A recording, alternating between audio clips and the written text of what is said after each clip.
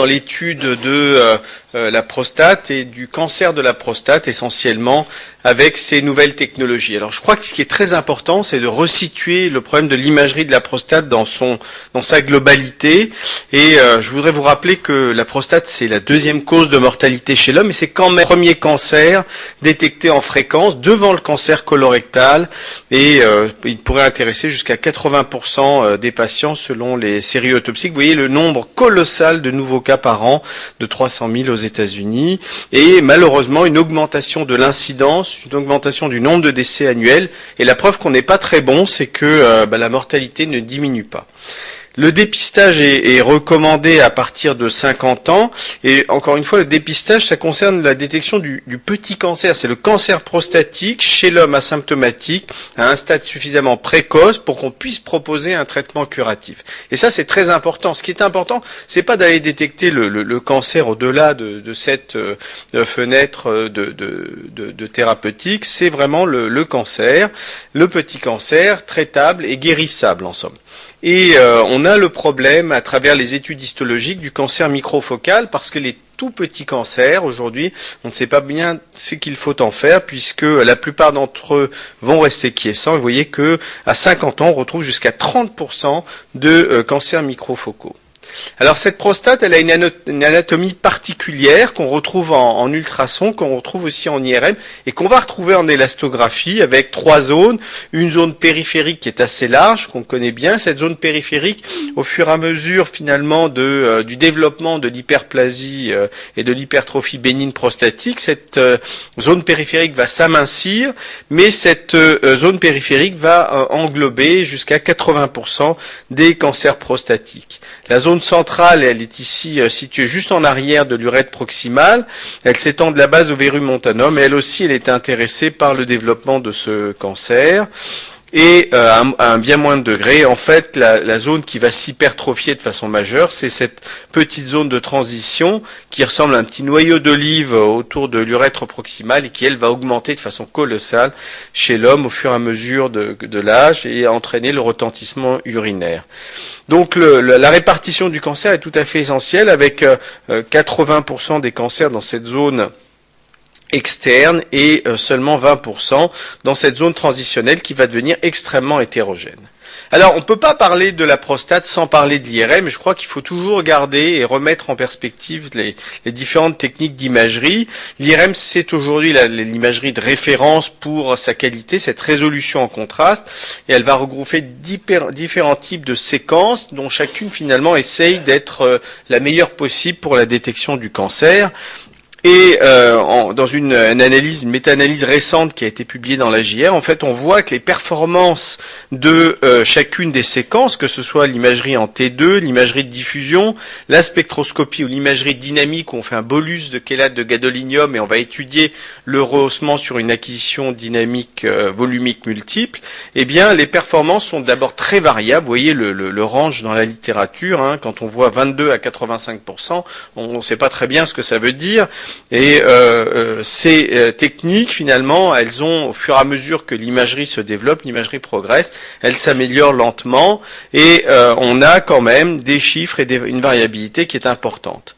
L'extension locale, qui est véritablement une des indications majeures de l'IRM de la prostate, c'est-à-dire est-ce que ce cancer reste confiné à la prostate elle-même intraglandulaire ou s'étend déjà au niveau de la capsule, voire en extracapsulaire, eh bien, elle est réalisée aussi le plus souvent par l'IRM. Elle va nous permettre de choisir les bons patients pour la brachythérapie et cette extension locale, et pour la prostatectomie radicale, bien sûr.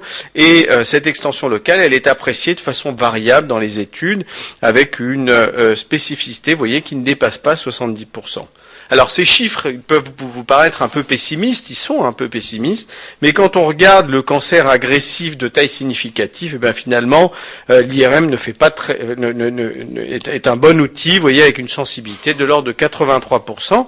Donc on voit volontiers les cancers, simplement on voit beaucoup de choses qui ne sont pas des cancers, et vous voyez cette spécificité qui reste basse et cette valeur prédictive positive qui sont inférieures à 20%.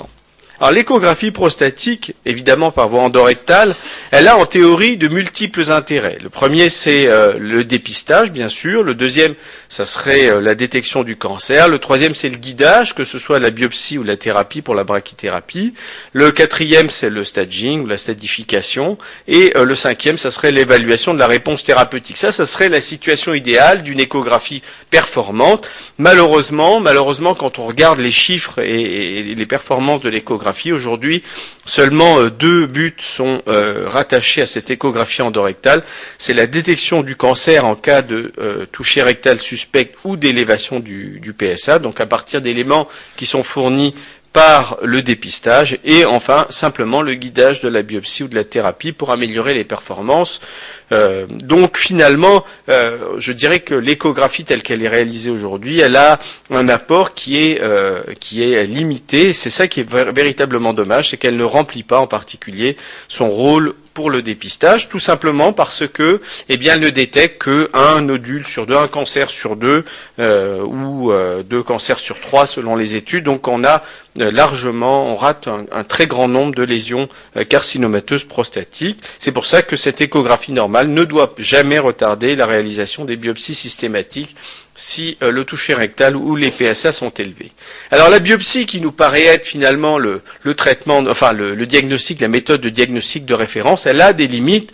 Elle a comme avantage majeur de fournir le diagnostic et le grade, mais 25% des patients sont des faux négatifs, c'est-à-dire qu'on rate le cancer.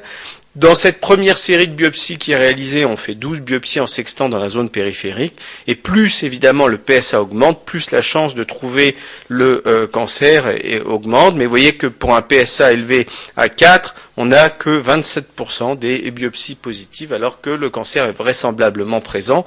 Et il y a même des auteurs qui proposent de rabaisser entre 2 et 3 les limites de PSA pour le diagnostic du cancer.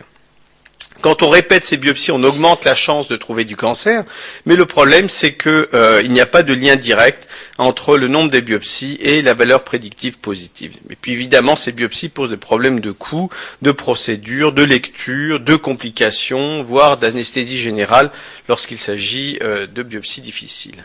Alors, parallèlement, s'est développée l'échographie de contraste. Alors, je ne sais pas si beaucoup d'entre vous ont l'expérience de cet examen pour la prostate. On réalise l'injection intraveineuse d'un bolus d'un produit de contraste. Nous utilisons le Sonoview, qui est le seul qui est disponible dans le cadre d'études, puisqu'il n'y a pas d'AMM défini.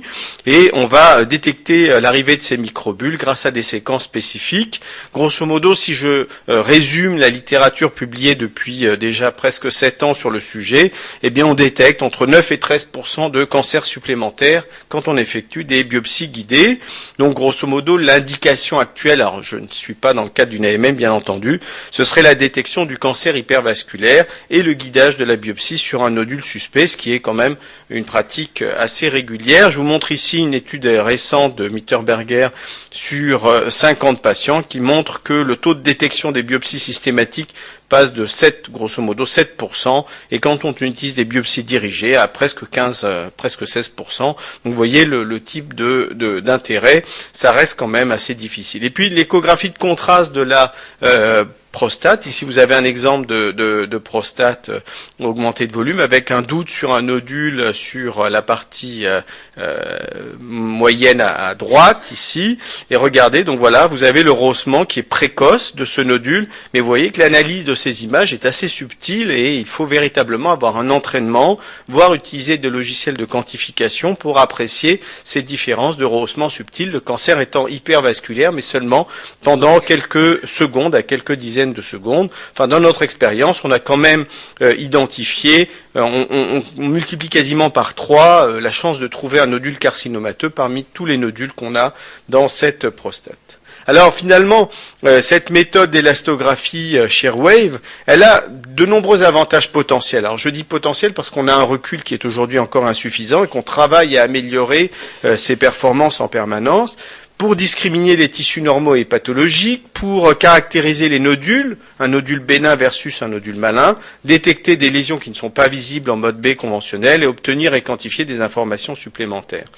Par rapport à l'échographie de contraste, vous voyez que c'est une technique qui est temps réel, alors je dis en temps réel entre guillemets parce que les cadences d'acquisition sont encore lentes, mais un petit peu comme le Doppler couleur au début, il n'y a pas de nécessité de voie veineuse, ni d'une aide extérieure, il n'y a pas d'effet secondaire lié au produit de contraste, il n'y a pas de limite liée au caractère transitoire du rehaussement, ce qui rend la biopsie un peu difficile sous échographie de contraste.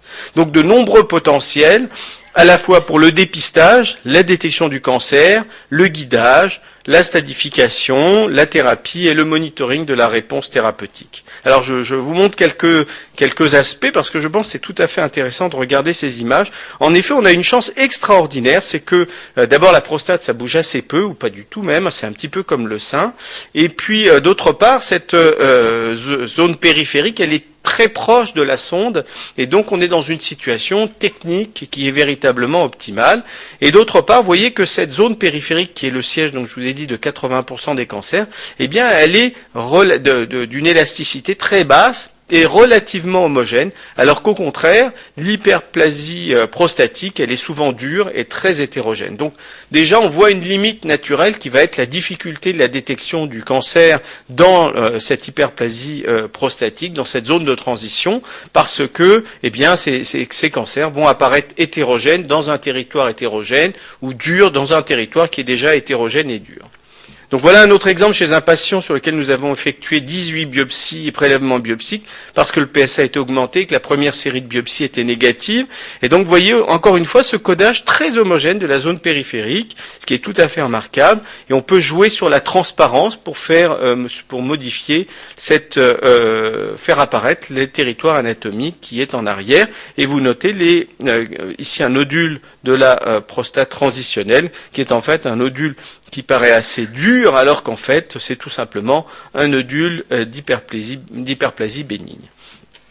Plus intéressant, quand on balaye l'examen de cette prostate de ce patient, on voit apparaître ici un nodule tout à fait dur. Vous voyez l'élasticité à 57 kPa par rapport aux valeurs de la prostate périphérique entre 15 et 25, et donc à presque 2 fois et demi ou 2 fois les valeurs que l'on avait obtenues. Et ce nodule était véritablement un petit nodule carcinomateux qui a été confirmé par la biopsie.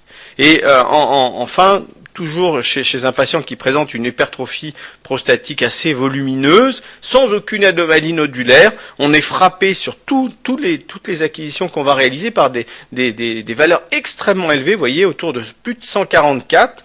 Et notre premier réflexe a été de se dire, ce sont des artefacts. Alors, on a réalisé notre protocole de biopsie systématique en sextant. Les 11 des 12 biopsies reviennent positives à adénocarcinome. C'est un cancer infiltrant diffus. Et ça a été notre première expérience avec l'élastographie qui nous a fait vraiment penser que cette technique avait vraiment beaucoup d'intérêt. Donc vous voyez finalement les objectifs assez limités de l'échographie standard à cause de cette sensibilité et de cette valeur prédictive positive qui sont basses, d'où l'intérêt de nouvelles techniques d'imagerie, les limites de cette échographie de contraste, même si on sent qu'elle apporte des éléments supplémentaires et sûrement des potentiels importants qu'il va falloir étudier pour l'élastographie Shearwave, pour la détection et la caractérisation, ainsi que le monitoring des lésions prostatiques. Voilà, je vous remercie.